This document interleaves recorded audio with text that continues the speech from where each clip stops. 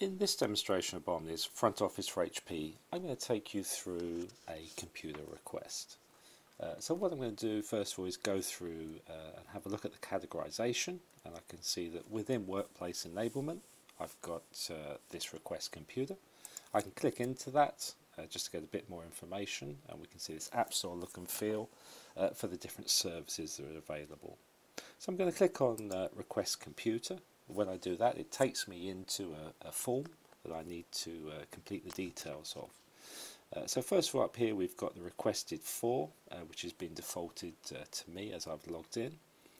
We've then got a required by date that I just need to select from the calendar. I'm then going to add in a label, and this can be used as a reference as it goes through.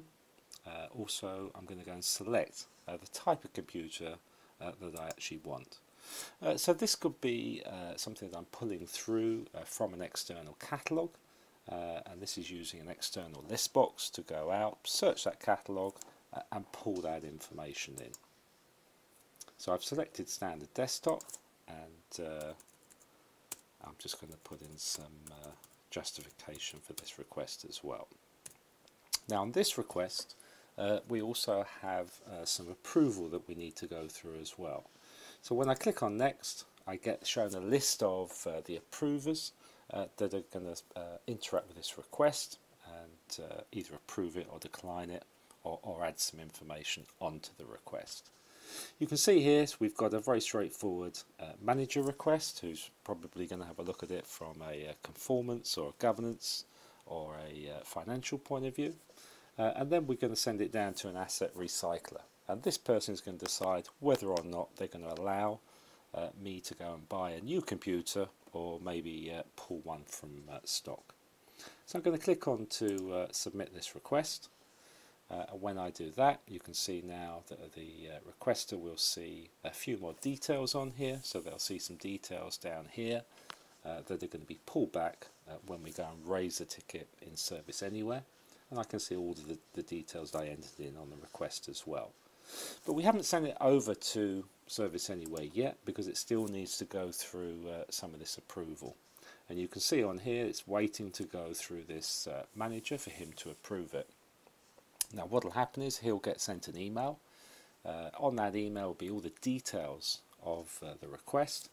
There's a hyperlink on there that you can click on, and that will bring him straight into the system. Now because I'm logged in as a supervisor here, I can actually go into my inbox and actually see all of the approvals that have been sent out. So this is the request that would have been sent out to the manager, and when he came into the system he would have seen the screen looking like this, so he could have reviewed all the information on there. He could go and see who else it's got to go to for approval as well. And then he has the option to either approve it, decline it, or put it on hold. If he declines it, he needs to put some comments in, and it'll go back to the requester. They can change whatever details they need to within the request and resubmit it. And if we put it on hold, again, the requester will receive an email. They'll be told it's been put on hold, what the reason was, and also that reason would appear in the request if they came in at a future date to look at this before it was taken off of hold. Okay, so I'm going to click on approve, and that's approved it then for the manager. And what it's done now is it's kicked it on next to the stager role. So you can see we've got this approver role of computer recycler, and again they would have received an email to notify them that they had something to come into the system and approve, and all they need to do is come in either via the hyperlink on the email, which will take them straight to this screen, or to go and look at their inbox within the system. So here we have the choice now for this recycler. They're going to come in, they're going to look at the request, they're going to see who's requesting it, maybe what the justification is, and make a choice on whether or not they're going to allow this person to buy new or not. So if they said buy new, that's fine, we just tick that box and carry on. If they didn't, and they selected no, then we can then populate the form with another box. Now this box could be going out to a store with computers in it, or a CMDB that shows unallocated assets. So again, this is going out via a web service in real time and pulling information back from that store as to what assets might be available. We can filter that, so it's only going to show assets that are maybe free assets and that are allocated into that user's cost center, and they can then just go and pick one of those items and add that into the request now. Okay, so that's all that they need to do. You can see the complete stage button is now available. So all I need to do is to click on that, and that completes now all of the approval on this request. If I go and have a look at this request here, we can see we've got ticks against both of the approval steps. If we look at the fulfillment, we can see that this is now starting to kick off. And if I just do a refresh on that, you'll see that the boxes will go to green and have ticks in them. So these things have started. And what we did here was to kick off 2 SLAs for this particular request. This is just demonstrating that you can have as many SLAs in a request as you like. We're opening them both at the start, and then we're just closing them at different places within the system. You can see here that we've got some very simple logic that we can apply to these forms as well. But at the moment, what this one is doing is it's kicked off this integration task, and what this has done now is actually sent that request over to Service Anywhere. So if I come back and look at the request details, and we just do a refresh on that, then you can see in here that we've actually pulled back now the change ID, and we've also pulled back the change status for this particular form. So we can see now that it is actually sitting in Service Anywhere. So let's go and have a look over in Service Anywhere and see what that request looks like. So in Service Anywhere, I can get a list of all of the change control records in the system. I just need to go to the end there, and we can see there's the 229 record that we've just raised.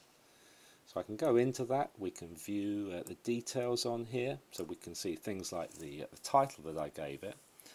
We can also see a description, which we didn't fill in, but we've actually hard-coded it behind the scenes and linked it to the type of request that you're raising in Front Office. So this allows you to default a lot of fields, so the end user won't have to go and pick now the impact and the urgency, and any other fields in the system can all be defaulted against that particular request type of request computer, and so that will just speed up their request process and also make sure that the change is dealt with in a uniform way for all of those request types. So you can see down there also, if we go down to the bottom, we can see we've got the ability to put updates on the request as well. So I'm just going to apply a simple update on there, and I'm just going to put some text in there, and if I tick this box for customer visible, then it's going to make that visible back in Front Office as an update.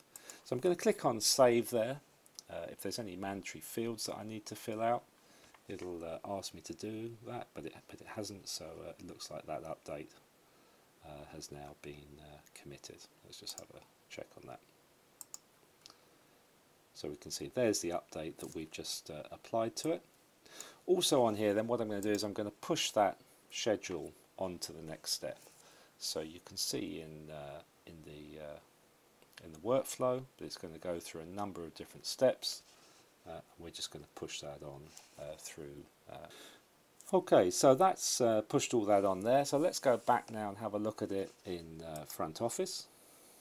And again, I'm just going to do a reload of the page.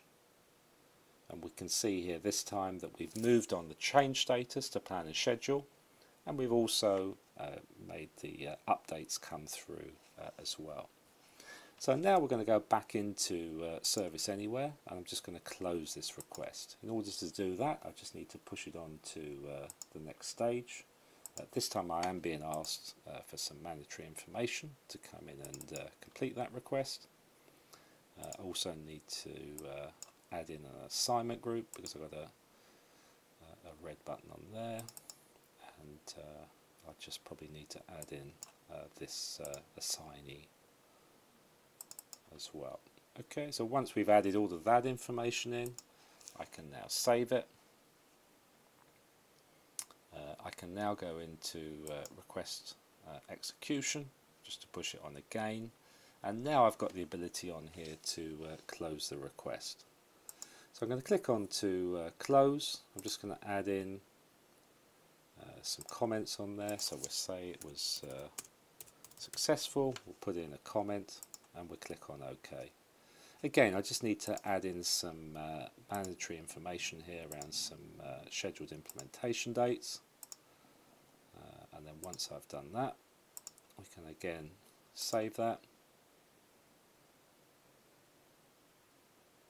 I can now go back to try and close it. You can see it saved the information that we had before. I just need to select that, and we can see that that's now closed that ticket. So let's go have a look at it in Front Office. Again, I'm going to come in here and just do a refresh. So we can see here now the change status has gone to closed, and we can also see that the closure details are what I put in on Service Anywhere. So that completes the end of this demonstration. If you want any more information, then please go to www.biomni.com, and thanks for watching this video.